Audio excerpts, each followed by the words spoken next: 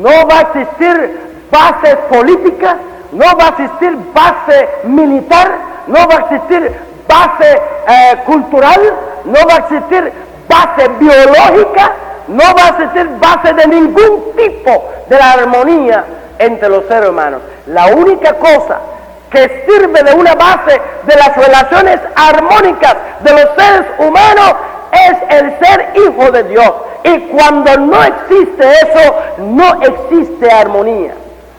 Y si no hay armonía, donde hay armonía hay amor. ¿No es así? Esa es la música. Donde hay armonía se produce la música del amor.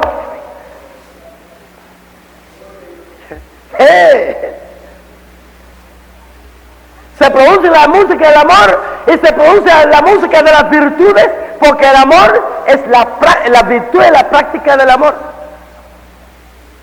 Todas las prácticas inspiradas en el amor son virtudes. Entonces, el amor nos da las virtudes. El amor nos da la santidad. Porque el amor sencillamente no puede hacer el daño al amado. Cuando yo amo a alguien, esa persona es como parte de mí. Yo no puedo atacar, este hermano no puede atacar el otro hermano.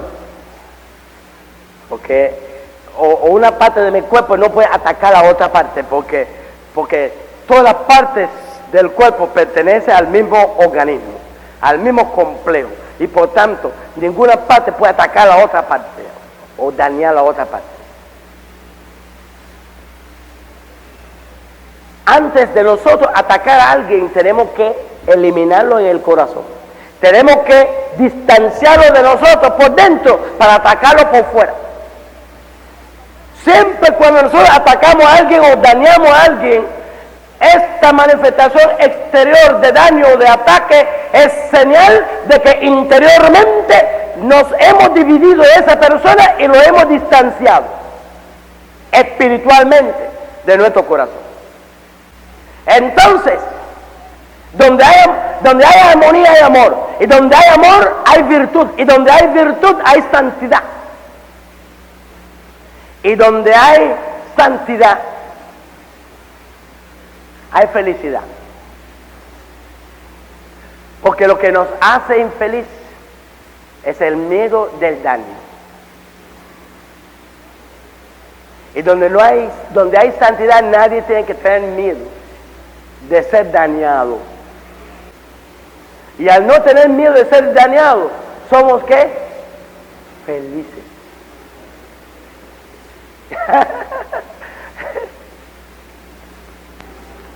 Aleluya.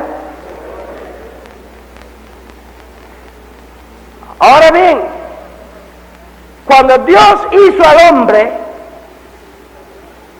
un hijo de él, cuando Dios puso la espiritualidad en el hombre, esa espiritualidad vinculó al hombre con Dios como hijo y vinculó al hombre con todos los demás hijos de Dios como familia. Entonces hay una vinculación. En la espiritualidad hay una vinculación vertical y una vinculación horizontal. En la espiritualidad se produce la vinculación vertical con Dios como hijo de Dios, y se produce la vinculación horizontal con los demás como familia de Dios.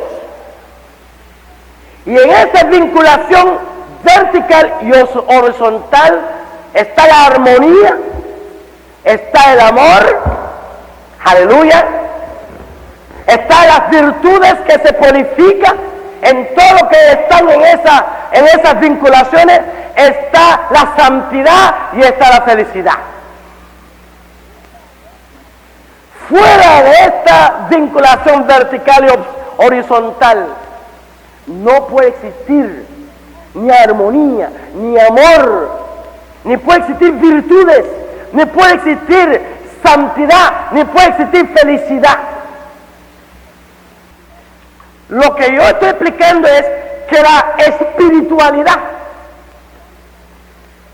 está en función de estas dos vinculaciones verticales y horizontales. La espiritualidad, su fundamental tarea de la espiritualidad es producir la vinculación vertical y horizontal, y en ese contexto producir la armonía, producir el amor, producir la virtud, producir la santidad y producir la felicidad. Y fuera de estas vinculaciones, nada de eso puede existir. Inventar una espiritualidad que lo único que hace es hacer ruido es una de las caricaturas del evangelio más bochornosas que puede existir. Porque Dios persigue objetivos mucho más serios que eso. Dios persigue objetivos de mucho más fundamento y de repercusiones mucho más benéficas para la vida humana y para todas las edades, no solamente en este mundo, sino en el mundo venidero. Y es tiempo que nosotros botamos todas estas espurias conceptualizaciones de espiritualidades y vayamos a la Biblia y fundamentemos nuestra visión como pueblo de Dios en la palabra de Dios. Es triste que un mundo decimado, desunido, en guerra con animales, acabando uno con otro, y que inventamos una espiritualidad totalmente espuria, y muchas veces, precisamente porque es espuria, reproducimos dentro de la misma iglesia las mismas salvaísmos. Porque yo, hermanos, he tenido la experiencia de mucha gente que acaban de danzar y después me ven y no me quieren dar la mano. Aleluya. Y he sido más de una vez descuartizado mi moral y mi dignidad como persona después de 40 y pico años que dejé mi madre, dejé mi padre, dejé mis hermanos y viví en Cuba toda mi vida al servicio del Señor. Y hay algunos, porque los marxistas me combatieron durante un tiempo, después más o menos, pero esa guerra es sin cuartel. Ahí, hermanos. Entonces, ¿en qué repercute ese concepto de espiritualidad? Que usted puede gritar y cantar, brincar, y después ir con el cuchillo a degollar a su hermano. No. Dios tiene objetivos más serios que eso. Entonces, cuando dice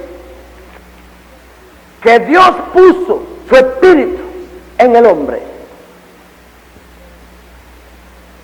y que en consecuencia de ese espíritu el hombre apareció con la imagen de Dios, que ninguna otra criatura pudo participar. La imagen de Dios. Esa imagen tiene un sentido individual y tiene un sentido colectivo. En el sentido individual, esta imagen significa que el hombre es un ser espiritual. Significa que el hombre es un ser consciente. Significa que el hombre es un ser personal. Y al ser un ser personal, puede desarrollar una interacción consciente con el mundo en que vive. Puede fijar metas, determinar los medios, métodos y recursos que le llevará a su meta. Puede ejercer la autodirección y la autorresponsabilidad a través de facultades conscientes, tales como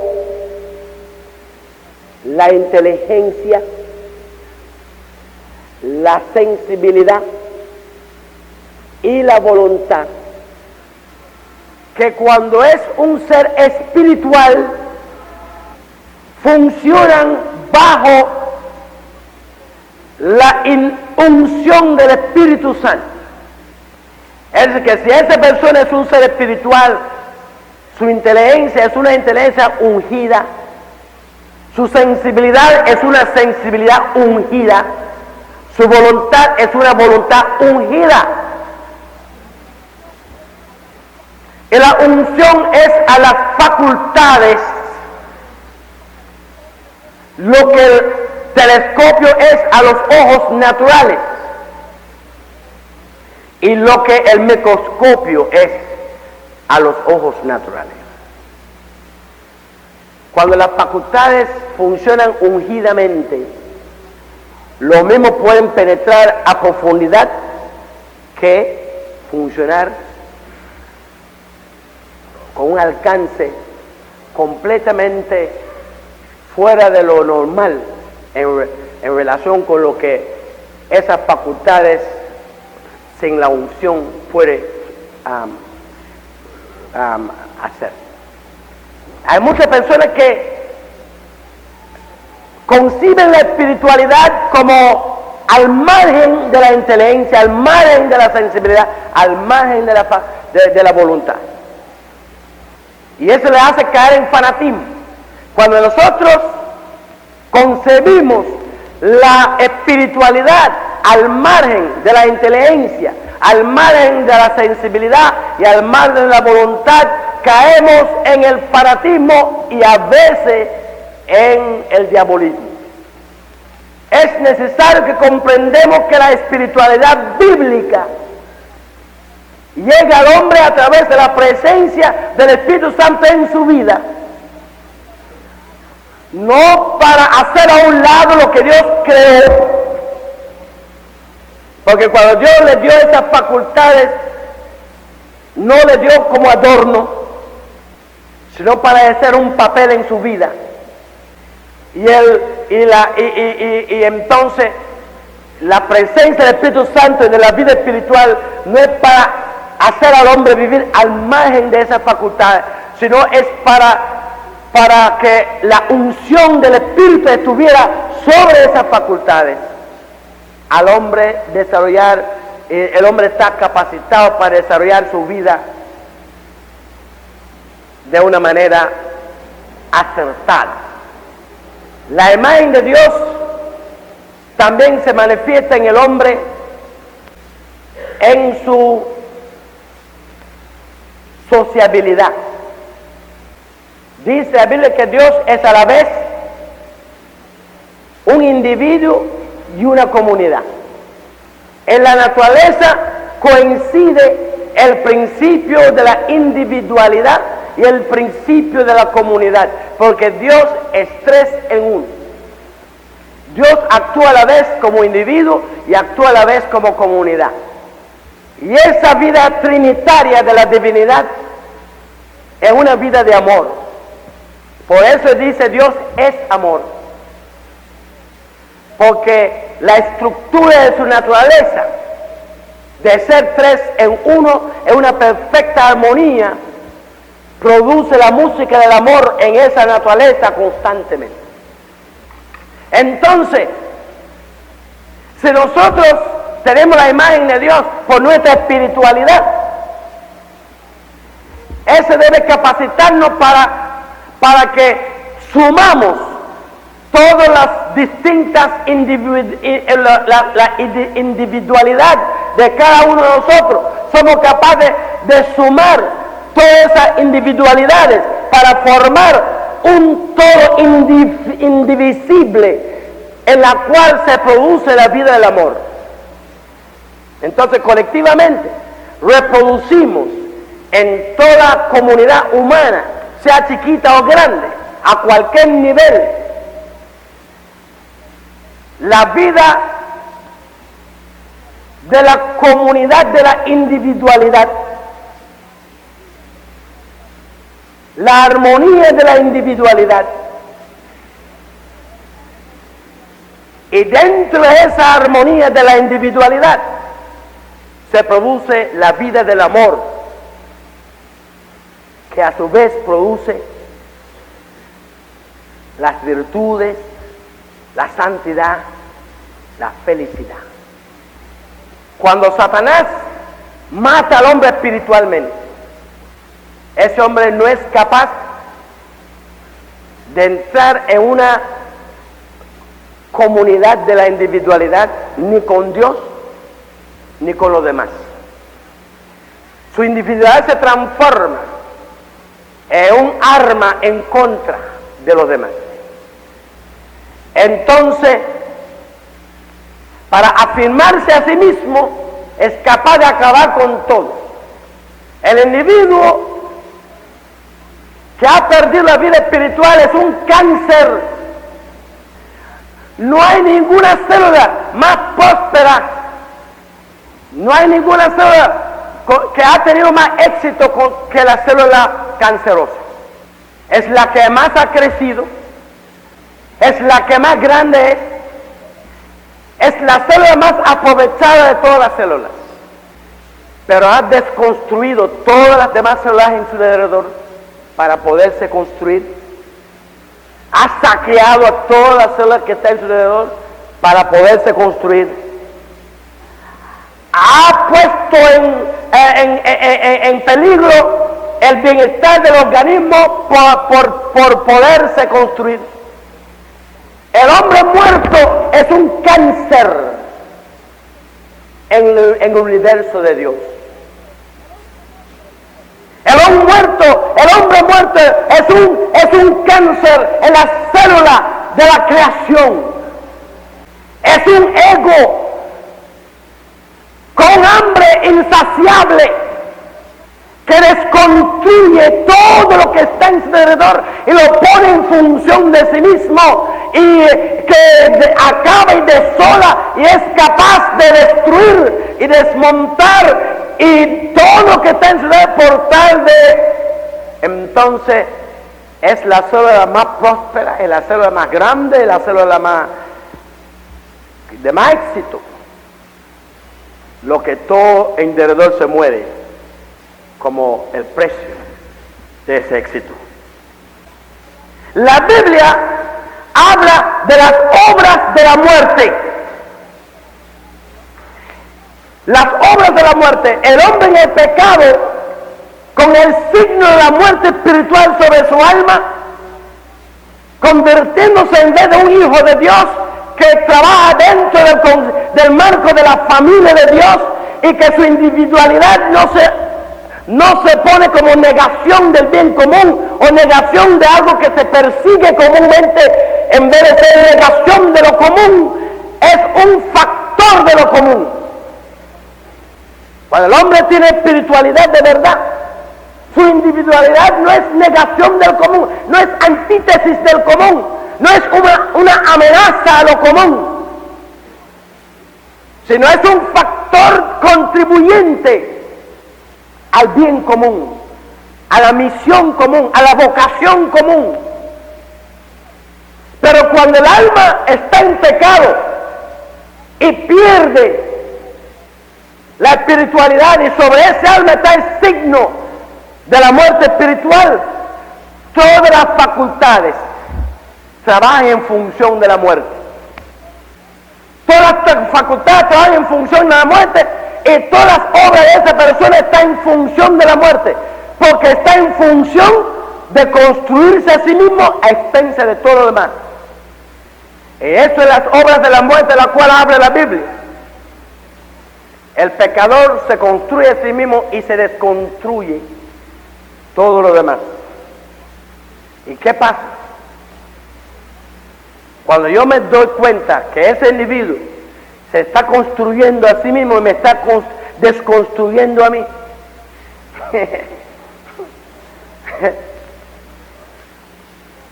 entonces yo voy a enfrentarme con él. ¿No es así? Entonces los dos nos ponemos a destruirnos uno a otro. Entonces los que están mirando, dicen, espérate, yo soy amigo de fulano. Entonces se agranda ese grupo. Y otro dice, ay, pero miren, yo soy muy amengano. Y se agranda ese grupo. Entonces tenemos dos grupos que se están, entonces las obras de la muerte se va ampliando. Y el cuerpo social está en metástasis. Si una iglesia, la iglesia está en metástasis. Si una familia, la familia está en metástasis. Alguien de la familia empieza a construirse, a semilla, construir todo lo demás. Se forma la polarización. La gente de la familia empieza a tomar partido. Entonces va extendiendo. Entonces, ¿qué pasa? La metástasis se apodera del hogar, se apodera de la sociedad, se apodera del mundo. Y todo proceso de metástasis, ¿a qué termina? A un punto terminal, que va a ser esta crisis definitiva del mundo, en que el mundo va a experimentar en las vísperas de la segunda venida de Cristo, en que los hombres van a destruir el planeta. La lucha mutua va a terminar en la destrucción mutua. Dice la Biblia que Cristo viene a destruir a los que destruyeron la tierra. Sí, van a destruir la tierra. La metástasis va a llegar a su tope en las vísperas de la segunda venida. Pero cuando nosotros vemos la otra alternativa, estamos viendo para qué estamos aquí. Gloria a Dios. Porque donde hay espiritualidad está la imagen de Dios. Y nosotros, como hijos de Dios, que estamos vinculados con Dios, estamos en familia, y experimentamos nuestra armonía como amor. Y desde la perspectiva del amor, la mente funciona virtuosamente, la sensibilidad funciona virtuosamente, la voluntad funciona virtuosamente, excluye el daño y el ataque. Ese pertenece a la selva y los animales. La vida selvática no tiene lugar en la espiritualidad. La santidad es la exclusión del mal por el amor, y la felicidad es la vida en comunidad en la cual no hay que temer el mal, porque el amor echa afuera. Es muy triste que hay salvajes predicando en los púlpitos, que en la iglesia hay salvajes alabando a Dios, que en la iglesia hay salvajes danzando, que en la iglesia hay salvajes como cabeza de departamentos, que en la iglesia hay salvajes tocando piano, que en la iglesia hay salvajes hablando en lenguas, que en la iglesia hay salvajes que salen a predicar a los pecadores. Pidamos a Dios que recordamos que dice que cuando Cristo vino al mundo, en Él estaba la vida, la primera vida que existió, la que puso en Adán, la que se perdió por causa del pecado. Y esta vida Dios la puso en su Hijo, y puso a ese hijo, no sé si antípodas o antípodas, de la espiritualidad. La primera era la materialidad y la segunda era la muerte espiritual. Pues una persona está espiritualmente muerta, no puede haber espiritualidad en esa persona. Pero también hemos hablado de la tercera, que es la malignidad. Entonces, no habíamos entrado en la materia de lo que es la materia, aunque nosotros hablamos de la materia en otras relaciones, pero dijimos que ya todo el mundo sabe que la materia no es espiritual, o es decir, lo espiritual y lo material se diferencian. Comenzamos a hablar acerca de la muerte espiritual y hablamos acerca de cómo Dios hizo al hombre un ser espiritual, todo lo que trajo la muerte espiritual, cómo se manifiesta el hecho de que el hombre está hecho en la imagen de Dios, cuáles son los resultados de esa imagen. Habíamos llegado a tratar algunos elementos de lo que es la imagen de Dios en el hombre. Esta imagen que es producto de la espiritualidad, es decir, por tener vida espiritual es que esta imagen puede suceder en el hombre. Hemos dicho que toda la creación es una analogía de Dios, porque Dios se refleja en su obra. Al expresarse, esa expresión hace que su obra lo refleja. Pero el hombre refleja a Dios de una forma más profunda que cualquier creación, porque ya el hombre no es solamente obra de Dios, sino el hombre es hijo de Dios, engendrado espiritualmente y lleva la semejanza de Dios. Cuando hablamos de la semejanza de Dios, queremos decir todo lo que el hombre comparte en común con Dios. Es decir, todo lo que el hombre comparte en común con Dios es la semejanza, conforme en él la semejanza de Dios. Entonces, el hecho de que nosotros hemos recibido vida espiritual hace que a través de esa vida espiritual, hace que compartemos algunos atributos que Dios tiene y nosotros también. Es decir, Dios tiene determinados atributos, determinadas cosas en su naturaleza, y nosotros también compartimos algunas de estas cosas. Claro está, en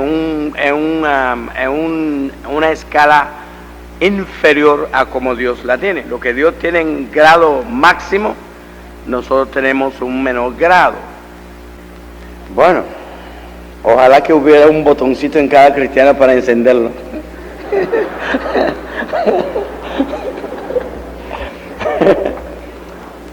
Ok. ¿Verdad, pastor?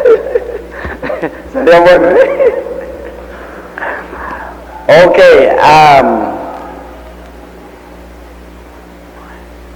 Entonces, al recibir vida espiritual, al tener la espiritualidad de Dios en nosotros, pues nosotros compartimos alguna cosa que Dios tiene en su naturaleza, nosotros la tenemos en nuestra naturaleza, en un grado inferior. Dios lo tiene en grado máximo, nosotros en un grado muy inferior, pero esas cosas conforman la semejanza de Dios en nosotros.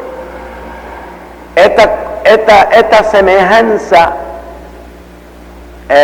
no solamente conforma la semejanza, estas cosas no solamente conforman la semejanza de Dios en nosotros, sino es lo que hace posible que se cumple en nosotros todos los planes y los propósitos de Dios.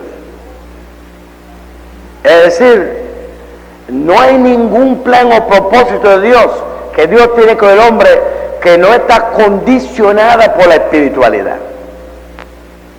¿Por qué? Y eso es algo que tenemos que tener bien claro, porque a veces nosotros cogemos otras bases,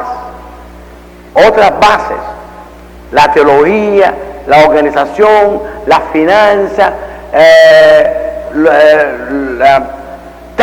técnicas de hacer las cosas, metodologías, y actualmente la iglesia mundialmente está muy abocada a todas esas cosas. Y cuando nosotros nos abocamos a esas cosas, estamos demostrando nuestra falta de espiritualidad. Estamos demostrando lo poco que entendemos del mundo espiritual. Estamos cogiendo los mismos fundamentos del mundo secular, pensando que van a funcionar en el mundo espiritual. Cuando nosotros como obreros, como pastores, nos apoyamos en las mismas bases en que se apoya el mundo secular para lograr sus cosas, estamos, ¿tú sabes cómo? Estamos como un plomero, como un ortopédico aplicando la técnica de plomero.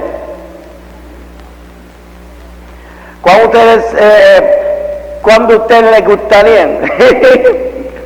¿Cuándo ustedes les gustaría que un ortopédico aplique la técnica de plomero contigo? Bueno, esos son los pastores en el campo, en el alma, utilizando la técnica del mundo con los problemas del alma. Son plomeros, son ortopédicos haciendo uso de plomería. Entonces, nosotros tenemos que, ellos no entienden el mundo en que están tratando de llevar la espiritualidad al mundo. Ellos mismos no saben lo que es la espiritualidad y cómo funciona la espiritualidad. Entonces nosotros tenemos que pedirle a Dios que nos abra los ojos y nos ayuda. Ahora, nosotros, todo lo que Dios se propone con el hombre, todo lo que Dios se propone con el hombre es a través de la espiritualidad. Y nosotros tenemos que luchar como pastores, como obreros, fundamentalmente en la espiritualidad. Fundamentalmente en la espiritualidad. Y déjeme aprovechar aquí para decir que no hay forma, y esto posiblemente lo más importante que voy a decir esta mañana, así que después ustedes pueden echarse a dormir. Lo más importante que debe, que no hay forma alguna de trabajar en la espiritualidad masivamente. No hay forma alguna de trabajar en la espiritualidad masivamente. Una de las razones por las cuales la iglesia está en decadencia es porque la iglesia cambió el énfasis que Cristo estableció en el individuo, lo cambió del individuo a la masividad. El Señor Jesucristo estableció claramente la base de la obra misionera está en el individuo. Y la concentración en el individuo es absolutamente esencial para la espiritualidad. Entonces, nosotros, si no podemos apelar a los individuos, lograr que los individuos, porque el individuo tiene que sentirse retado, el individuo tiene que sentirse retado, el individuo tiene que valorar los planteamientos que le hace Dios. El individuo tiene que valorarlo, el individuo tiene que elegir. Después, que ese individuo haya elegido y haya recibido la experiencia espiritual, Satanás lo desafía y el individuo tiene que llegar a un momento en su vida espiritual en que su elección se transforma en una radicalidad, se radicaliza su elección, porque el individuo que no radicaliza su elección frente a la batalla, frente al desafío que Satanás le hace a su elección, no llega a ser espiritual. Yo en mi iglesia le digo a los cristianos,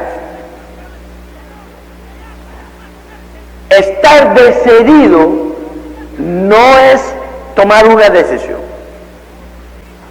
Una cosa es tomar una decisión y otra cosa es estar decidido. Estar decidido significa estar dispuesto a asumir la consecuencia de una decisión. Una persona no está decidido hasta que no está dispuesto a asumir la consecuencia de su decisión. Entonces, cuando trabajamos masivamente, en primer lugar tenemos elecciones superficiales, porque la gente por el ambiente,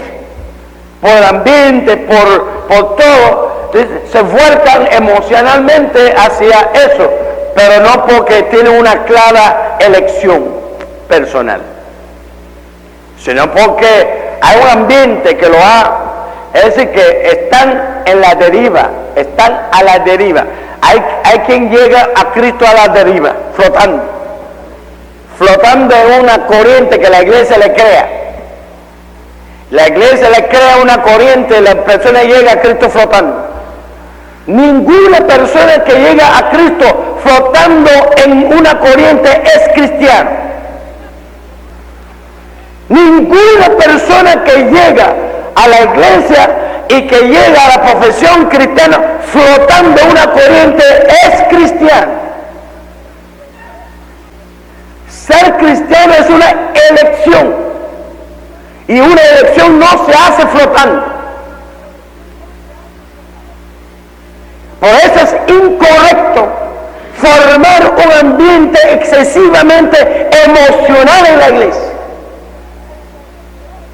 Un ambiente emocional en la iglesia excesiva es demoníaca y no cristiana. Dice el Señor Jesucristo: he aquí, estoy en la puerta y llamo. Eso significa: yo soy su creador, pero no te vuelco emocionalmente, ni te obliga ni te impongo. Yo me paro delante de ti, te hago mi proposición y tú analiza, valora y elige si me va a abrir la puerta o no. El método de Cristo es apelar a la conciencia, no crear una corriente. Apelar a la conciencia y llevar a la persona a analizar, a elaborar. Nadie puede tener una elección sin elaborar, sin reflexionar, sin valorar. Nadie. El ambiente de corriente emocional suprime la reflexión, suprime la elaboración, suprime la valoración y imposibilita una elección. El que está deseoso de que en la iglesia se forma un ambiente, no es el Señor Jesucristo. El que está deseoso de formar una corriente de masa en la iglesia, aunque eso es lo que se está cantando desde Cristo, y aunque lo que está cantando es de Dios y del Espíritu Santo, el que está formando este viento es el demonio. Nadie toma una decisión en su vida sin reflexión. Nadie toma una decisión en su vida sin valoración. Nadie tome una decisión en su vida sin responsabilidad. Y una profesión de fe a partir de una corriente emocional no es una conversión. Entonces, encontramos que tenemos profesión de fe superficial, profesión de fe sin conversión, porque la iglesia está tan abocada a trabajar masivamente que los individuos se sienten retados, los individuos se sienten, no se les plantea las cosas ante el individuo para él asumir. Entonces se vuelve emocionalmente, no está decidido. Ahora, cuando el individuo toma una decisión, aun cuando el individuo toma una decisión, porque ya ha comprendido qué es lo que Dios le está planteando, cuál es lo negativo y cuál es lo positivo, y ha hecho una elección ante esa decisión, ese individuo necesita saber lo que le va a costar.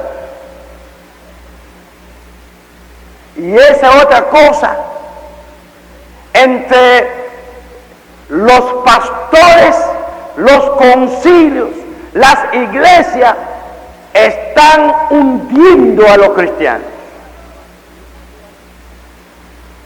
Porque inspirado en la inspiración diabólica, los pastores están tratando de quitar de la mente de la gente lo que cuesta la vida espiritual. En vez de decirle lo que cuesta para que lo asumen, lo están quitando de su mente lo que cuesta. Nadie puede asumir el precio de la vida cristiana si el pastor le está alejando de su mente el precio. Y nadie está decidido si no sabe el precio y lo asume. Y por eso es que el Señor Jesucristo dio dos parábolas para enseñarnos eso. Y nosotros estamos haciendo lo contrario por cabezones. Por Jesucristo ha hablado bien claro. Uno habló de un individuo que sale a la guerra, se prepara por la guerra. Me voy a fajar con él. Prepara su gente. Pero cuando sube la loma, mire el emplazamiento que tiene el contrario. Hace así. Dice que va. Regresó y mandó embajada para negociar la paz. Es decir, él tomó la decisión, pero no estaba decidido. ¿Por qué no estaba decidido? Porque no sabía el precio. No lo conocía. Dice, me voy a fajar, prepara su gente. Pero cuando vio lo que le iba a costar, esto es lo que está pasando en las iglesias de hoy. Los pastores preguntan el evangelio de pastel en el, ¿cómo se llama? De papel en el aire o castillo en el aire, y entonces todo es bonito, todo es lindo, todo es entonces están por ahí el evangelio de la prosperidad. Usted viene, usted va a prosperar. Usted con una vara mágica todo se va a volver oro, entre otro. Le están embaucando, son unos engañadores, unos traidores. Y Dios permite que nunca llegue a comer semejantes elementos. Hay que predicar el evangelio con sus sombras y luces. Hay que predicar el evangelio con sus premios y precios. Y hay que decirle a la gente clara cómo son las cosas. Entonces, la otra parábola que Jesucristo predicó era la parábola del que está construyendo la casa. Se metió a construir, Cuando le empezaron a bajar el presupuesto,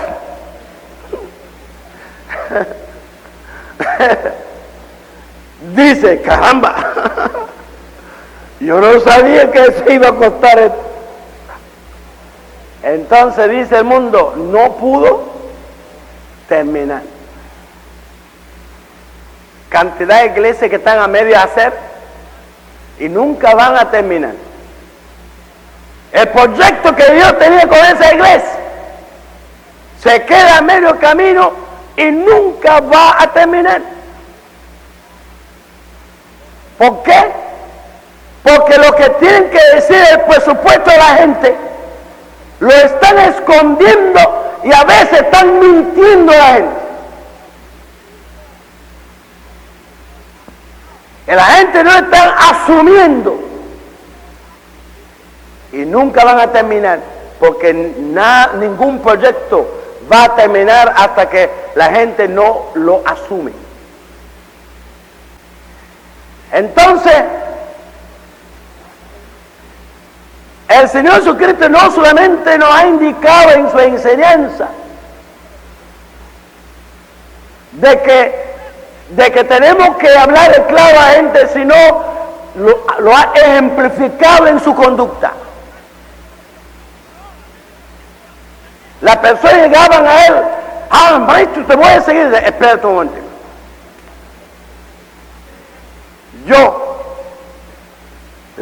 ¿Cómo se llama? Las aves tienen su nido, las zorras tienen su cueva, pero este que tú dices que tú vas a seguir, no tengo ni dónde caer muerto.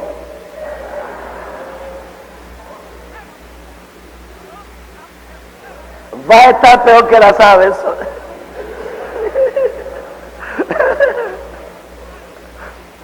Todavía está decidido. Todavía me quiere seguir. Ese fue el método de Cristo. No el método de los pastores inventados de ahora. De estar ofreciendo vía de Castilla a la gente. No, ese no fue el método de Cristo. El método de Cristo era, yo no tengo donde caerme muerto, usted todavía quiere seguirme, si quiere seguirme todavía ven. Aleluya. Así se filtra mucha pajarería de la iglesia. Y a mucha espumarería se filtra de la iglesia.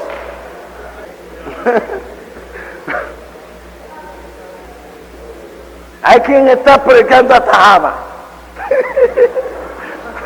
Ven, tenemos agua.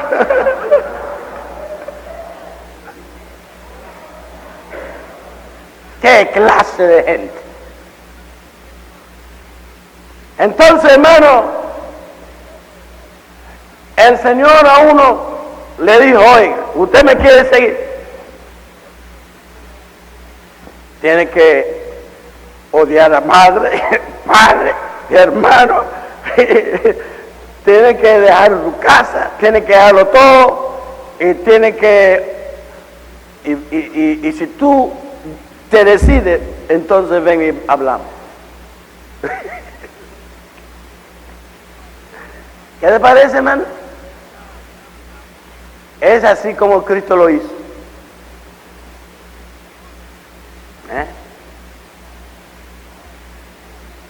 Ahora, una vez que un creyente toma una decisión frente al precio, está decidido.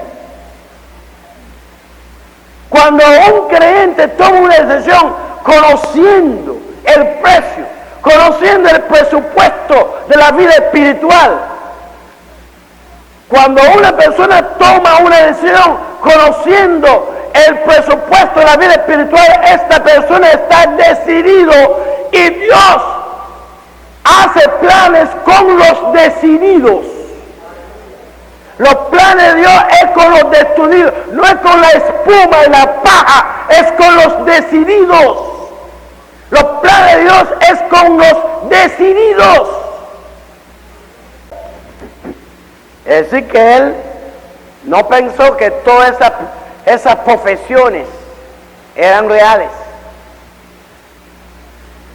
Él no era ingenuo para pensar que toda esa simpatía le convenía, ni a él, ni a su propósito, ni a su plan.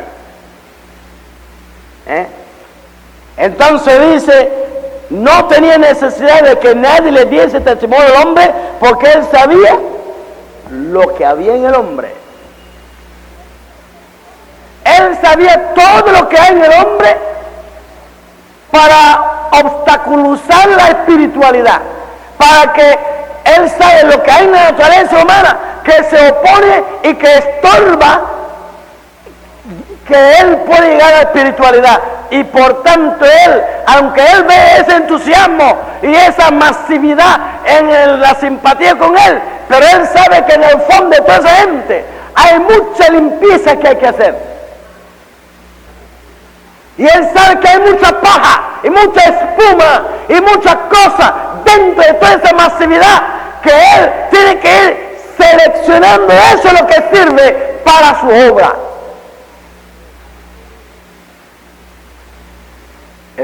El pastor que piensa que todo el que llega sirve, está hundido, está perdido y no va a hacer nada en absoluto.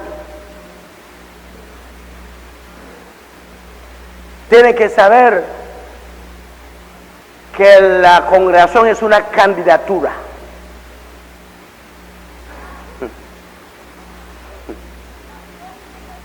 La congregación es una candidatura y un colectivo de aspirantes. Pero la iglesia y la congregación son dos cosas distintas. La congregación es la candidatura y la iglesia es elección divina. La iglesia son los elegidos, y así se llaman en la Biblia, los elegidos, no los elegidos por democracia, porque la iglesia no ha sido, no es y nunca será una democracia. La congregación es una candidatura y la iglesia es una elección divina entre esa candidatura. Entonces, el pastor que piensa que su congregación coincide con la iglesia está en la luna y no va a hacer nada. Ahora, nosotros necesitamos observar a Cristo. Dice, y viendo la multitud, se subió en un monte.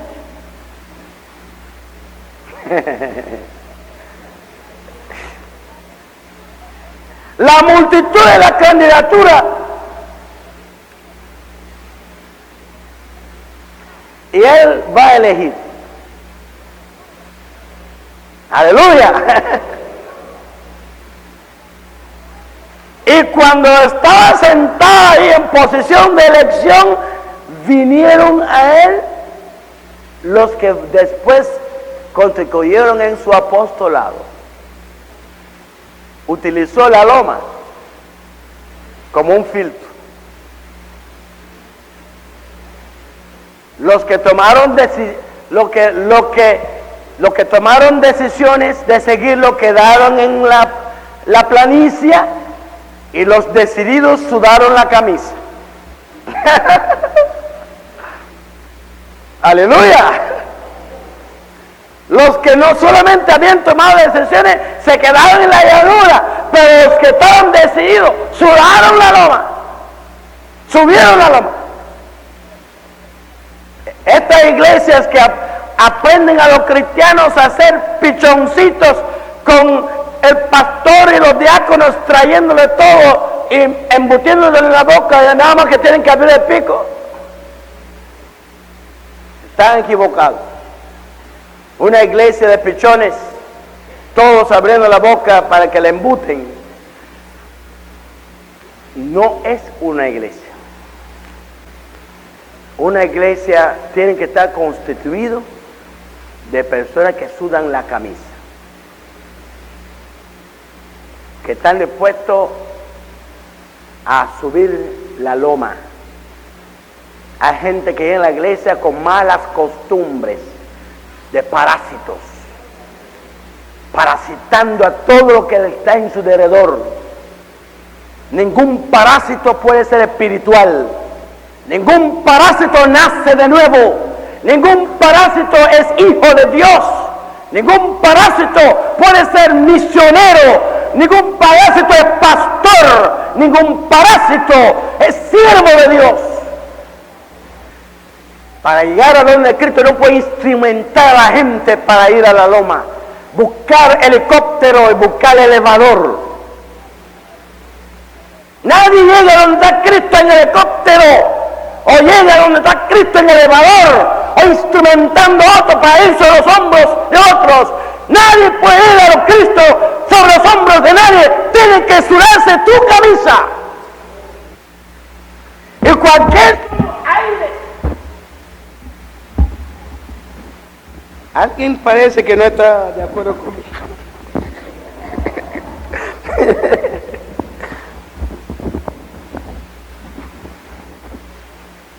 No importa cómo lo pongo, lo saca. Ahora,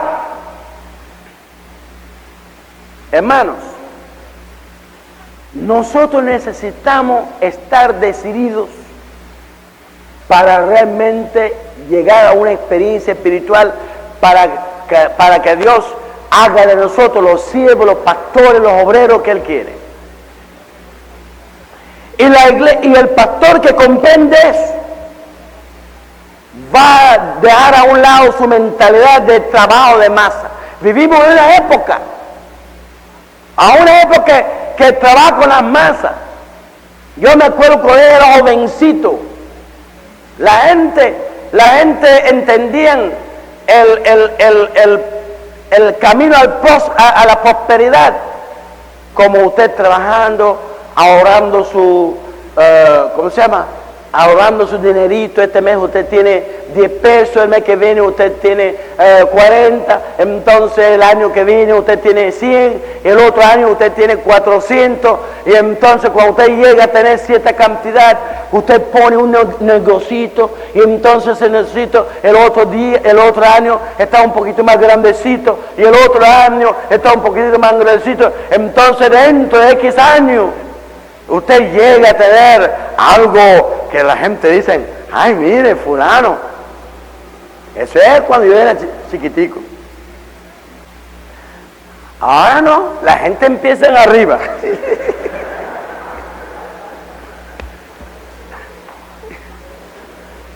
Van al banco y dice: yo quiero poner un consorcio. ¿Cuánto me presta? Entonces el consorcio analiza el plan, si él ve que tiene posibilidades o que no posibilidades. Y entonces, cuando viene a ver, el individuo hace así y te pone una cosa así. Entonces esa es una lotería, ¿sabe? Porque si se sale adelante y logra ganancia, eso paga su deudor. Pero si no sale, puede puede terminar en la cárcel. Por no poder pagar todo eso, con que empezó. Desde que Henry Ford empezó el método de la producción en, ¿cómo se llama eso? En serie. Y producir cosas a granel, así. Ya la psicología del hombre se cambió por completo. Todo es a granel, todo es masivo, todo es así. Y entonces, con esa mentalidad de todo a granel, todo masivo, empezar con emplazamientos grandes, la iglesia se ha fastidiado por completo, porque los pastores, en vez de ser guiados por el Espíritu Santo, en vez de escuchar la voz de su Dios, en vez de ser inspirados por el Espíritu del Señor, también han entrado en la moda, en la fiesta, y quieren empezar con emplazamiento, y quieren cristianos a granel, poner una fábrica en la iglesia, es así, que todo va saliendo. Entonces ellos quieren, déjeme decirle, hermano, que eso no tiene nada que ver con Dios, no tiene nada que ver con Cristo, no tiene nada que ver con las almas.